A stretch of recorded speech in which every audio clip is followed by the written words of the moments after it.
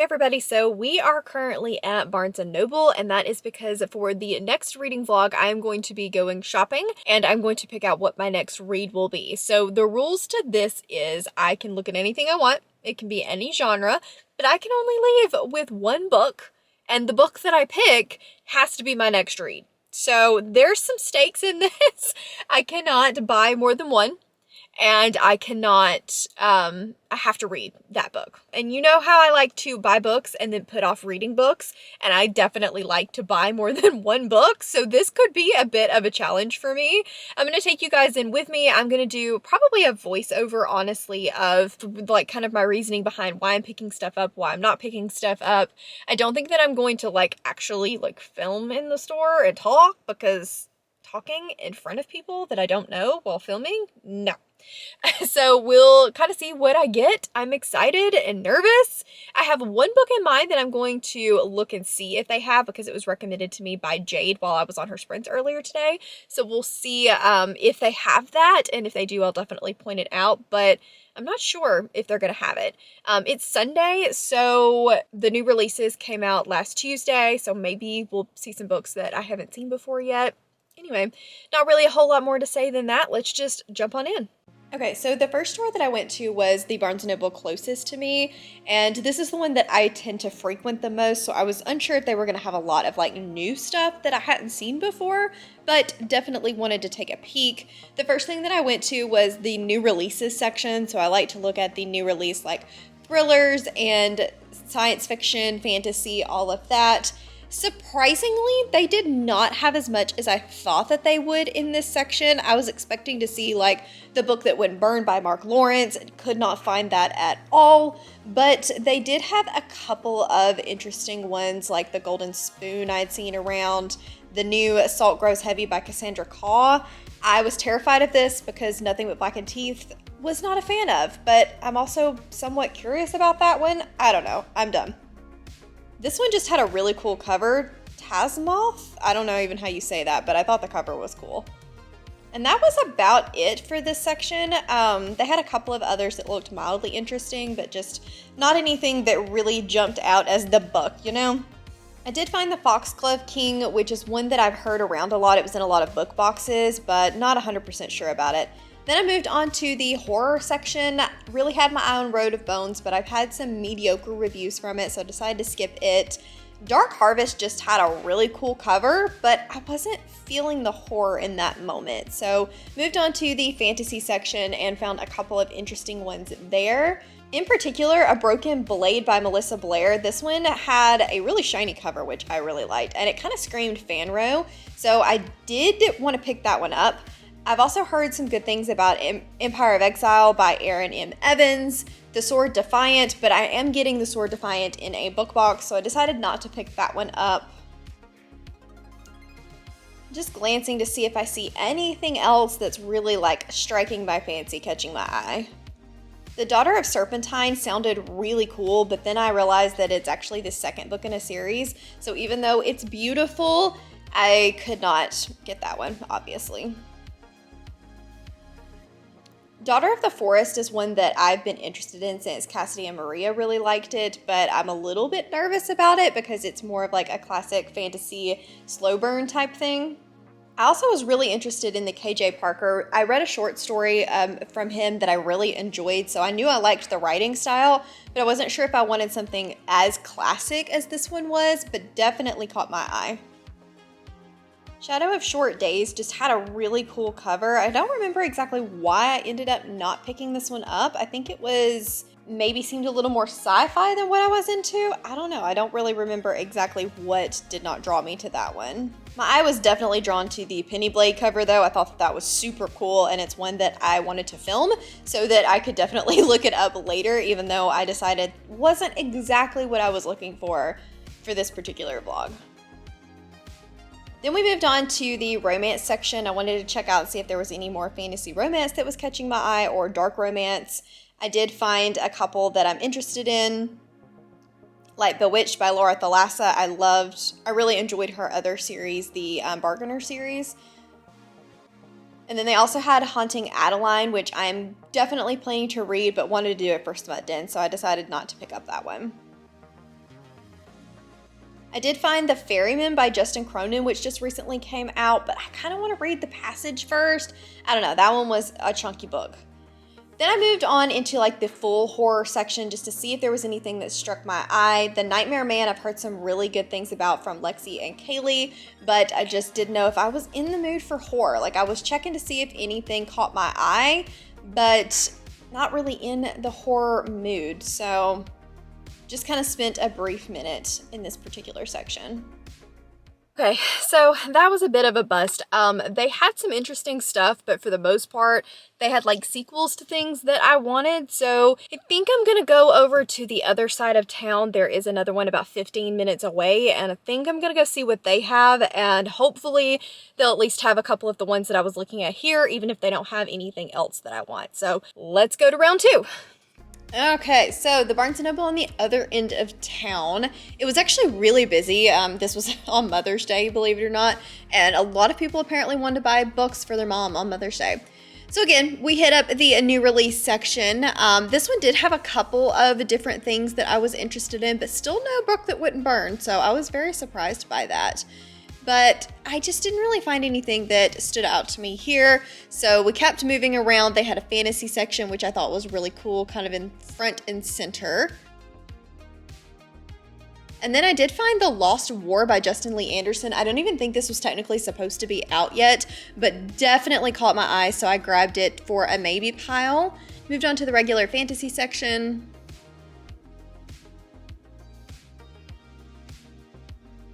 Same thing for Against All Gods. I've seen that one around before, and I really thought about it. Did see Kingdom of Liars. As you guys know, I have since picked that up and read it for a different vlog.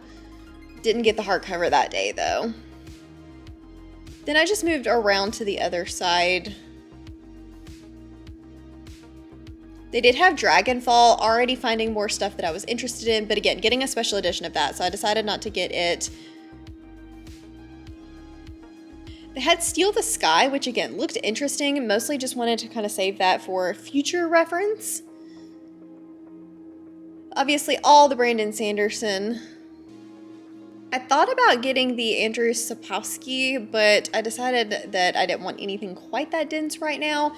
Empire of Sand is a Maria recommendation that I was really looking forward to. Apparently, it's a fantasy romance, so that definitely went on the contender pile. I've been in a fan ro mood lately for sure. I found The Art of Prophecy, which is the book that Jade recommended, but in the end, Lost War got me. So hopefully the air's not too loud. We're in Alabama in the start of the summer, and it's hot, so I need the air conditioning on. But that trip was much more successful than the previous trip. I did find a lot of things that I wanted to get, but I think what I ended up going with for this vlog was The Lost War by Justin L. Anderson. This was a previously self-published book that Orbit decided to pick up. Don't quote me on this, but I want to say it was an SPFBO.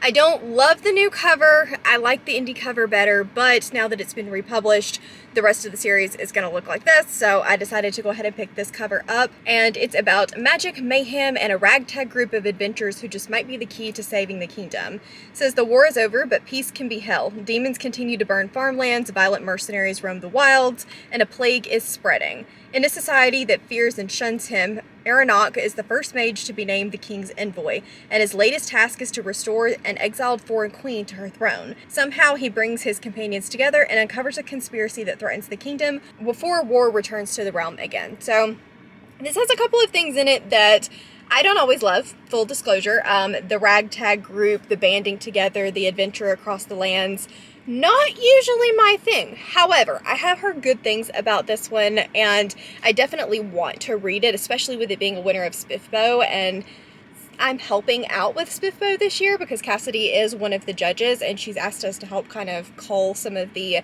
initial picks for round 1. So I'm really excited to be actually participating in SPFBO, so I want to read more of the finalists. So this is what we're going to be reading. Wish me luck, and I'll check back in once I've started it. Hey guys, so I am now about a quarter of the way into The Lost War by Justin L. Anderson, and I just kind of wanted to give you guys my initial thoughts as well as the synopsis of this book. This is following a mage that is part of the king's envoy, and he's kind of upset with the way that things are going on. The war has ended, but people are still kind of in turmoil and struggling to make ends meet. And the king eventually asks all of these groups, all of these different people to get together and search for the princess, and like thinks that that's going to help get some allies between different kingdoms together. Then we also have a monk and this, she seems almost like not really a slave, but she is a knight essentially of God, but also very meek and more of in a servitude type role to the monks. It's really interesting, and I'm enjoying that aspect of it quite a lot. I'm hoping that there are more like religious vibes in here because I'm really going to enjoy that if there are. So far we do have a ragtag group, but the ragtag group is not a humorous ragtag group, so that part is still working okay for me. I think it is really well written and I'm having a good time with it. I will say that I'm listening to the audiobook and I'm not 100% sure if I'm going to continue to do so, just simply because it does have a very heavy Scottish accent. It's just not easy to listen to, and I find myself really having to concentrate, which is not something that I typically do in audiobooks, and accents don't normally bother me. So I'm not sure if it's the way that the inflections are being done, like where the words are getting cut off, that's harder for me. I don't know, I'm not really sure. There are a lot of pauses between the words, which makes me want to speed it up, but then when I speed it up, I lose the inflection and get lost in the accent. So it's kind of a catch-22 on that one, and I'm having a little bit of a hard time, but I'm gonna listen to it while physically reading, hopefully later this afternoon, and I'm hoping that that will help kind of immerse me in the story a little bit better and get me a little bit more used to the narration as well as the writing style. So far, it's going fine. I don't have a whole lot to say other than pretty good first impressions, having a good time, and check back in once I have a little bit more to say and I know a little bit more of what's going on.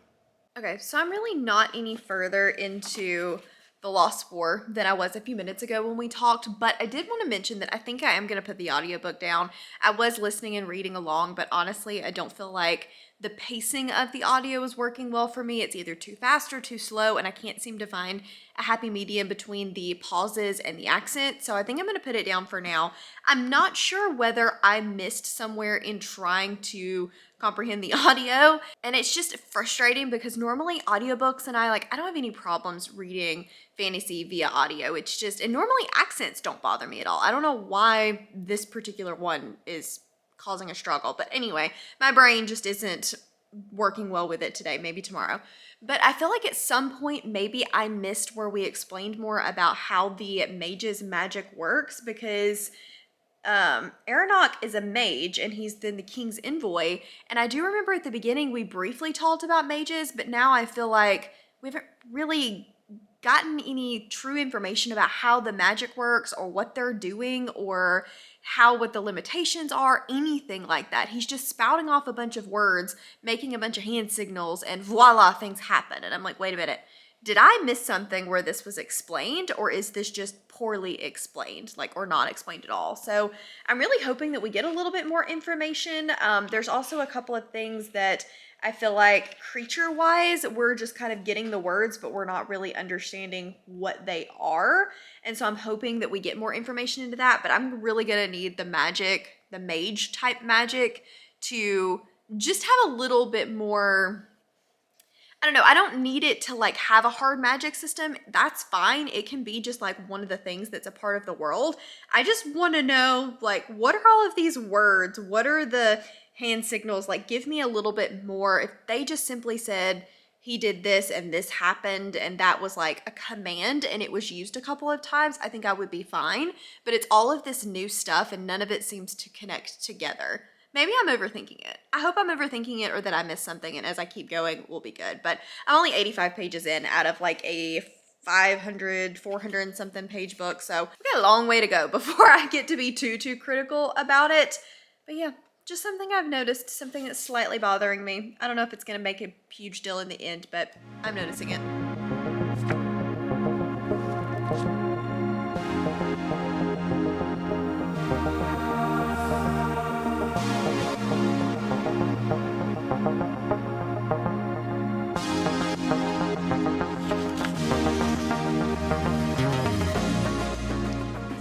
So I just found this thing on the bottom of the cover that says bring this cover to life, and I think it's the author talking about the book.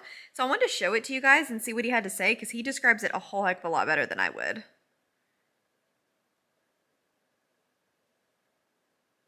Hi, I'm Justin Lee Anderson, author of The Lost War. It's difficult to tell you too much about The Lost War without spoiling it, but what I can tell you is that it's a very Scottish epic fantasy mystery. It's a mashup of swords and sorcery and conspiracy thriller. It's a found family road trip with a twist full of campfires and inns and epic battles with monsters, and it's got an ending that I don't think you'll see coming. Enjoy. So that's super cool. I absolutely love that. I think that's a really unique way of like describing the book and not just having me like tell you about the synopsis. That's coming from the author. And honestly, up until like 80, 90 pages in, I didn't realize that this was a Celtic inspired, Scottish inspired story. And I think that that is really, really cool. I actually think this is going to work for the Druids prompt, which I did not know, and it makes the magic system make more sense. It makes the Scottish narrator make more sense. So I really think that that's helpful to have and to see kind of how he describes it before going in. I wish that every book had that, and I wish it was like more advertised, because that's really cool. But I am a little bit further into the book. I'm like 130, 140 pages in, not a whole lot further. I'm not super connected to like the characters, and I feel like we're still in the setup phase. The dialogue does read still, it's like indie dialogue where it's a little less fluid, but it's fine. I just wish that I was connecting a little bit more with the characters and with the story. But again, this is still very much so feeling like the setup. We're only kind of getting to the point where you knew that the king did not want him to go and kind of starting to learn some of that mystery that he was talking about. So I'm curious to see where it goes. So I'm too lazy to go grab my actual camera right now, so we're gonna do this phone vlog style, but I'm on chapter 26, and something just happened with the healing magic that I liked. I'm not a huge fan of healing magic. A lot of times it's just kind of a cop-out to easily fix a problem, and that way you don't have to really worry about the fact that there was a problem. And I am unfortunately finding this book to do that quite a lot, where it's just so easy to fix everything. Things don't really seem to, there are consequences to things, but they figure out the answer to the problem super fast. That's still the case, and it's still bothering me, but I do like what happened with the most recent events and what we learned about the healer.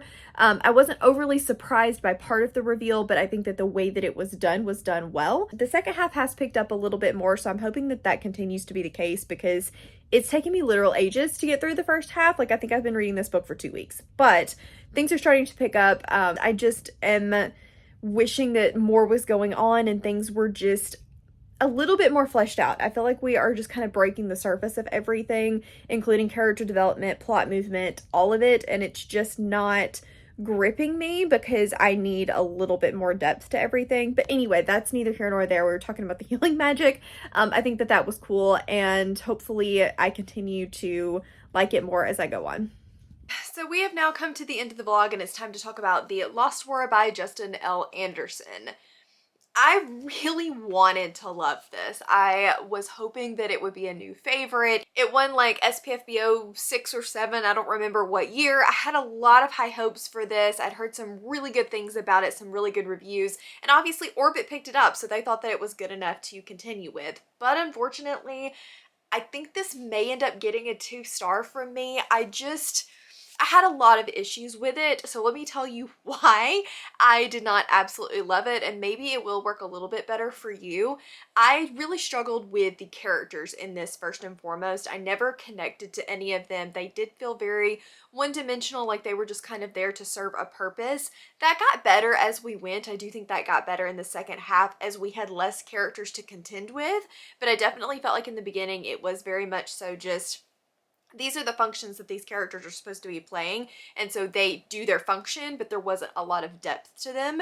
The magic system in this is a druid magic, so you can have physical magic, earth magic, what else is there? Illusionist. There's a lot of different types of druids, and Aranok is an earth druid, meaning he can control the elements. but it takes a really long time for us to get even that much information into the magic system and really understand exactly how that works and what's going on. There's never really a ton of how it works. It's not a hard magic system, but I do think that it was better explained as we went. I did have a really hard time with some of the other elements in this book, some of the creatures and things like that that just seemed to be there to be there. They didn't necessarily have a solid, like they had a purpose in that they were creating obstacles, but other than the obstacles, I was just like, when we got to the end, I don't think they really added a lot to the world building because of how kind of blipped over we made them. I wanted to know more about these demons. Where do they come from? What part do they play in the world? These cocoon monsters, where did they come from? What part did they play in the world? And I did feel like we really lacked a lot of world building in this story, where I just wanted things to be more vivid and not to just be hitting points. And again, that was kind of the thing with the plot, is that it's a very classic fantasy. They're off on an adventure, they're off on a travel, they're kind of moving from point A to point B, and there's some obstacle in the middle of the journey. And then they move on to the next place and there's an obstacle in some kind of battle in the middle of the journey. And then they get there. And then it was very formulaic, very repetitive in that regard. And I lost a lot of logic because it just didn't seem to have a purpose. And on the back of it, it actually says, in a society that fears and shuns him, Aronach is the first mage to be named the king's envoy, and his latest task is to restore an exiled foreign queen to her throne. Never saw that. Like, that was barely in this book at all. I don't know why it's in the synopsis, because I was like, wait, am I reading the same book? I kept waiting on that to happen, and that was not at all what this book was about. It was very much so the Aronach kind of trying to figure out what happened initially to his own family, realizing that he was misinformed, and then that kind of spirals what's going on from there. But there's not a lot of like plot to this story. They are just going different places, learning different things, trying to cure something. I kept waiting on the point to be reached other than them just figuring stuff out, and there wasn't much else to it. You've already heard me say that things happen way too easily in here. I still felt that way even at the end. The ending that I keep seeing reviews about and keep hearing people talk about, that big twist that Justin talked about, it was a big twist. I kind of saw parts of it coming, but parts of it I didn't. And it was definitely a big twist. But it kind of felt like to me in a thriller where this huge twist comes out of nowhere at the end and shock and awe. And for a lot of people, that tends to work really well. They love to be shocked and surprised. For me, I went, wait, what? And it seriously lost the logic. I was already struggling a little bit with logic, and then that was just like, it seemed like a cop-out. It seemed too easy to explain too many things that we didn't want to explain throughout the rest of the book. And then you get to the end and it's like, oh, this big thing happened. It's so cool. And I'm like, yeah, but why? Like, you could have done this a million different ways that would have been so much easier. And then to just suddenly out of the blue pull a trick out of the hat that explains everything, I'm trying to be very vague because I don't want to spoil it, but if you've read this, let me know what you thought of the ending. I can see this book working for people that love adventure stories. They like that kind of more traveling from place to place and things just happening along the way. They like a band of characters, or they like a big twisty ending, because that's exactly what this is. It's there to shock you, not necessarily to make sense. But you know what? That works for a lot of people. That's why some thrillers do amazingly well, is because that shock and awe twist just is incredible. And I think that it was a shock and awe twist. For me, it lost the logic. And I feel like I'm hammering on the same things over and over and over again, so I'm going to let it go. Will I continue in this series? Possibly. Traditionally speaking, traditionally published books do have a little bit more eyes on the book, and so some of those things that are less logical, or the dialogue not flowing as fluidly, or things kind of being repetitive, that's easier caught because there's just more eyes on the book. So I'm hoping that that will be the case. And then I'm also hoping that the direction will lean more epic, less episodic, because of the way that it ended. I'm hopeful for that, but we will see. Yeah. So this was not the win that I was hoping it would be. This is a book that I have had on my radar well before I knew what SPFBO was. I mean, like, I had this when it was Kindle Unlimited like 3 years ago, and then realized it was going to be published traditionally. I was like, I'll just wait on that to come, because they obviously took it off of Kindle Unlimited when that happened. I think this is a 4-book deal, so we'll see.